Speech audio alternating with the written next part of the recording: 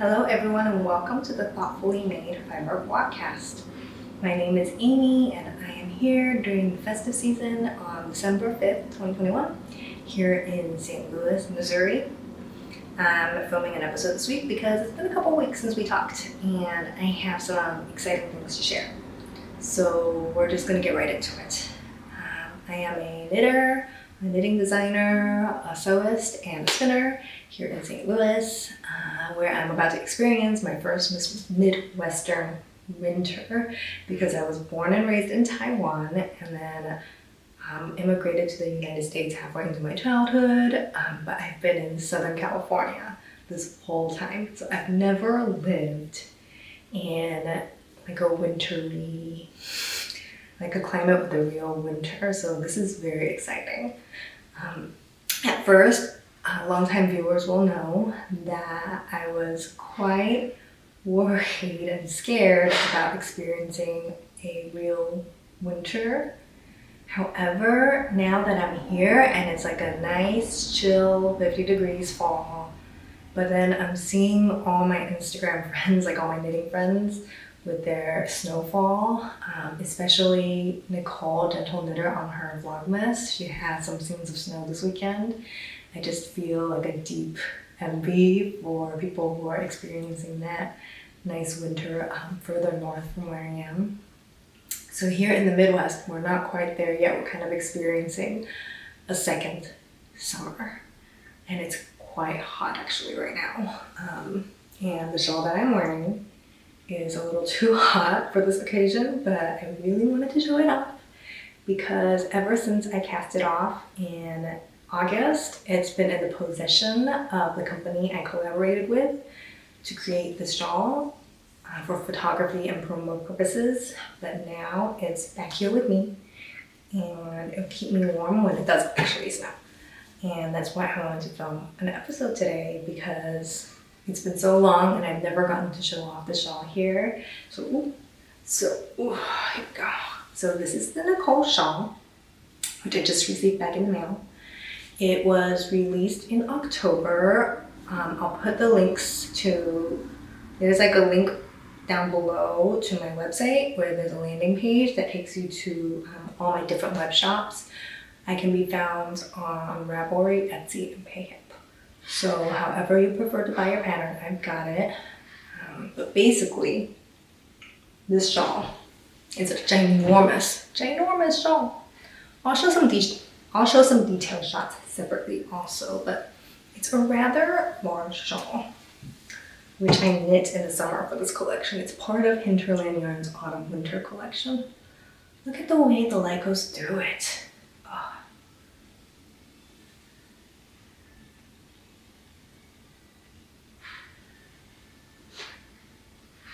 I love it so much. So I knit this shawl in the summer. I never got to wear it. Now that it's actually almost cold, I'm very excited. It's knit from a yarn called Range, which is a Canadian produced yarn. What to say about Hinterland Range? It is alpaca and rambouillet blend, and all the alpaca is single farm origin from Hinterland's own farms. I've got the two colors here. They're so beautiful, aren't they? I love them so much. They were such a joy to work with. So while I was knitting it, I realized that it's very much up the alley of Nicole from the Gentle Knitter podcast because, as it turns out, while I was working on the submission for this shawl for Hinterland Yarns, hoping to get into their Autumn Winter collection, I was watching episodes of the Gentle Knitter podcast and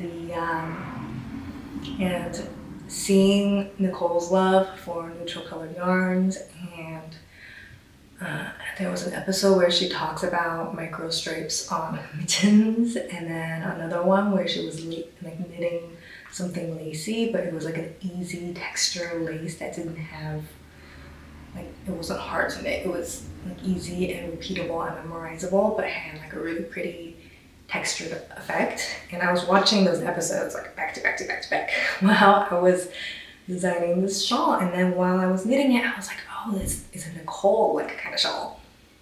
And apparently Nicole agreed, because when I posted a whip on my Instagram stories, she replied and was like, "That is so beautiful." And I was like, "I think it was inspired by you." So Nicole very kindly allowed me to name the pattern after her, and she even test knit it for me. I'll link the episode below where she talks about it, but hers was a more dramatic version with more contrast than mine. So mine is using two like very low contrast undyed alpaca rambouillet blend. Nicole used exactly the same recommended yarn, except that she used two colors that were more dramatically contrasting. Now Hinterland Yarns has made kits for the different colors that are possible with the Nicole Shawl, and last I checked, most of them were still in stock if you wanted to make your own. So I'll put both the pattern and the kits below. I've also seen like some of my testers knit it up with more affordable yarns, like Barocco Ultra Alpaca would be a really good alternative.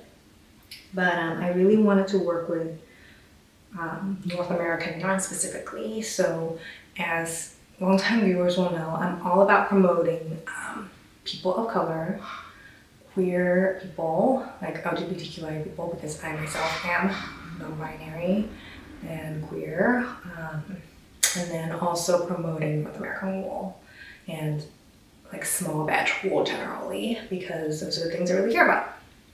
So it was such a joy to be able to work on this collection. Yeah, I really enjoyed it, and it's actually way too warm to wear this. This was like intended to be my what I'm wearing item, but it's like too warm for it.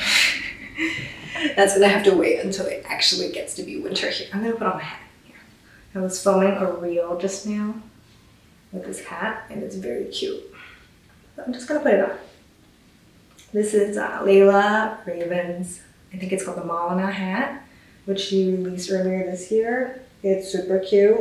I never got around to sewing the palm on it, but probably I should, because it's starting to be hat season. And actually, because this is like a sport weight hat, I think it might actually not be warm enough for my new climate, which might be the theme of this episode. Like in Los Angeles, I never needed any super warm accessories, but now I do. So I might need to knit like really quickly, like a Newton hat or something, because this is the blue is Brooklyn Tweed Peary, and then the contrast color is a hand spun that I spun up, so it's not quite warm enough. I'm gonna have to knit like a warmer hat for this climate. Speaking of warmer winter knits, I've got some new mittens that I've knit up, my finished objects. They are these adorable unspun knitted mittens that I made. They are called the Moorland Mittens. Look at that. Oh, they're so cute and they're so warm. So these are the Moorland Mittens by Tanya Barley. They are written for knitted, which is perfect because I just had a little bit of this left over from another project. They have these really beautiful baubles on them that I think are just darling. Look at that. Texture is out of this world. So I was hanging out outside during the last cold spell last week or so with my kids, and I realized that my DK Superwash hand spun mittens that I knit last year in preparation for moving here were not gonna cut it this winter because they are superwash. The yarn is quite smooth, and when I put my hand in it, it stretches out a little bit, and there's gaps in the fabric from it being knitted. And it was very cold. Like the cold air just seeped into my hands, and I was so chilly, and I was like, oh my gosh, I'm gonna need some really warm insulated mittens. So the thing about superwash yarn is that it won't melt together and create a really cohesive fabric, which is fine for some applications, but in the case of mittens, you really just need that extra warmth and that extra cohesion in the fabric. So I whipped these up really quickly. They were, I wouldn't say easy because the bobbles were a new to me technique, but I think it turned out okay. Aren't they cute? I love them so much. But you know, this is a practical knit, but you know, being me, I didn't want to just knit up some plain mittens. These really caught my eye because of that beautiful texture. So being me, I overcomplicated everything as always, but it turns out for the best. I think like the cable, the crossed stitches and the bobbles really kept my attention throughout the knitting, so they knit up in a flash. I think I finished them in like 3 or 4 evenings of knitting, just very quick. And now I'm thinking I need to whip some up for Kaylee also, because I knit her some matching mittens as my superwash ones, and now that I know that I'm cold in it, I should probably also knit her more mittens, basically. So that is my finished object. Hope you like it. Well, it doesn't matter because I like it. I don't know why I'm here like seeking approval. I hope you like it though. You know, I'm here to share things that bring me joy. So hopefully it brings you some joy too. Thank you. All right, we should move on. Yeah. So moving on to acquisitions. My first acquisition today is my Hobonichi daily planner. This is a Maunichi once a day planner. It comes in different sizes. I got the cousin size, which I think is an A5. And I got it because just for my business, for my designing, I have so many different tasks to do each day that my old planner wasn't cutting it. Like a typical day for me might include social media, filming reels, like educational knitterly content or funny content, taking pictures of my knits, taking work in progress pictures, taking pictures of yarn that I received for collabs, writing captions, writing newsletters, designing, knitting, sketching, writing out a pattern, grading, checking something from my tech editor, checking in with my test knitters, like all of those things can all happen on any given day of this job, which is exciting for me because I have a very short attention span, so having a lot of tasks to do is like very satisfying to me. But it did mean that my planner, which was once like 2 pages, like a 2-page spread per week, was just getting to be too small for me, and I need this once a day format to write down all the things that I need to do. So a typical day looks like this. This is one day, and then this is the other day.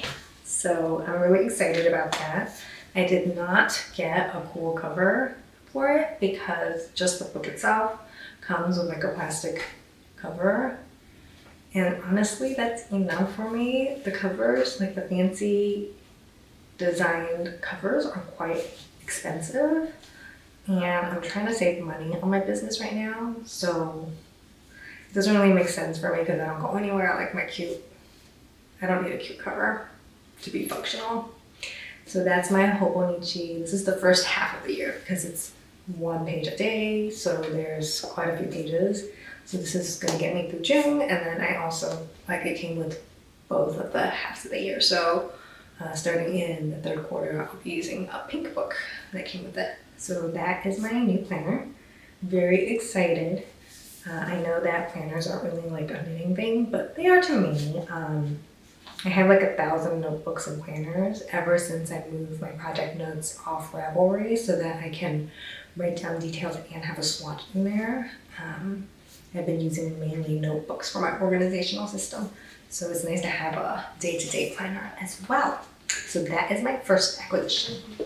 My second acquisition is this incredible kit which I got from Darcy Does It. I'll link her podcast below. but she has a little fiber small business called Fiber in Color, in which she recruits like a different dyer of color every month for a club with yarn. And this, I think, was the first month. November was the first month where she offered dyed fiber. And this is called, let's see, this is November Black Smoke Fibers, Wild Berries and Cream. So the dyer is Black Smoke Fibers, and the color is called Berries and Cream. And usually she just has yarn, but for the first time she has these beautiful braids. I think both of these are non-superwash. That's right, so this one is Gotland. I've never spun Gotland on its own before, only in a blend. And I think it's dyed on a grayish Gotland base. So it shows up quite differently than this one, which is, ooh, so woolly, which is a merino non-superwash base. So I'm trying to figure out what I can do with like one each of these. They might have to become separate projects because being like a single fiber type, I don't really want to blend them, even though I could make a larger project if I blended them. I don't know, we'll see. We will see where I get with this, but look at those colors. I love the way the little purple bits pop amongst the blue. Oh, looks just like a blueberry pie. Delicious.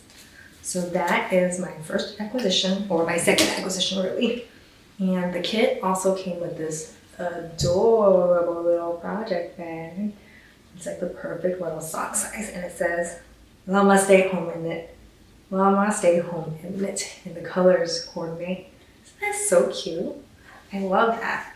I really wanted to share these because I think Darcy's Fiber in Color Club would be a great way to support like a local to me business in St. Louis, but she ships all over the country. But it would be a great way to give someone a super cute little kit gift, but also support local business. Don't know where I was going with that. My brain is like, struggle is very real today. I don't think I've had enough coffee. Maybe I should get some coffee. Yeah. All right, we're back. This is gonna be like the shortest episode ever, but be like the longest filming time ever. I don't have a lot to share, but for some reason this episode is like extra arduous to film. Okay, so those were my acquisitions. I apologize for all the interruptions today. Oh my goodness, the struggle is very real. Next, let's move on to my whip. Very exciting. So last time I showed the yarn from Big Little Yarn Co. And I have a whip to show you. I have most of a sock. So that is what I have going on. I have not yet titled the sock, but it is a color work sock with a couple of simple charts, and it's using, like I said, the Trusty sock base by Big Little Yarn Co. I just couldn't resist knitting a few stitches. It's so fun to knit it around on a tiny circular. I'm quite slow, but yeah, I'm not sure what else there is to say about it. It's part of a exciting little launch that I'm doing in the spring. But I just thought I'd show you guys like a really quick preview of it. Okay, I promise I'm gonna stop it. Put it down, Amy, put it down. Okay, so that is my whip.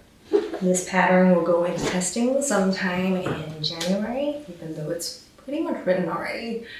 Just because of the holiday rush, and plus I have 2 other tests going on right now, so it's quite busy around here. Yeah, so that pattern is going to be out in March. I'm feeling quite proud of myself because I'm quite on top of my sample knitting lately. And I'm really enjoying this knit. Melanie's yarn is, as always, just, there's so much depth to her colors. There's always so many interesting colors going on in her yarn. So it's really fun to watch the fabric appear. So that is that. There are some more people that I am collaborating with on this pattern, so stay tuned. I have so many more exciting news to announce along the pattern. It's got like the little moon motif, the little lunar phases motif on it, which I think are super cute and a little bit witchy, which I kind of love. I think if I knit it up in like a darker, more contrasty tone, it could have like real like dark moody vibes, which I'm into lately. Usually I'm all about like the bright colors, but lately I'm kind of into, maybe because like the world is darker, literally, the sun is not out very much, so I'm feeling like a dark moodiness, like a very, like a mysterious, dark, sad, some kind of vibe. I don't know. We'll see. Anyway, that is all I have for you today. I think once it's edited, this will actually be quite a short episode. But I just wanted to check in and show off my new mittens and my Nicole Shawl and my whip. They're all new things that I've never been able to show off here in video form before. So I hope you enjoyed this little peek into what I'm doing, and I will talk to you all very soon. Have a wonderful holiday season.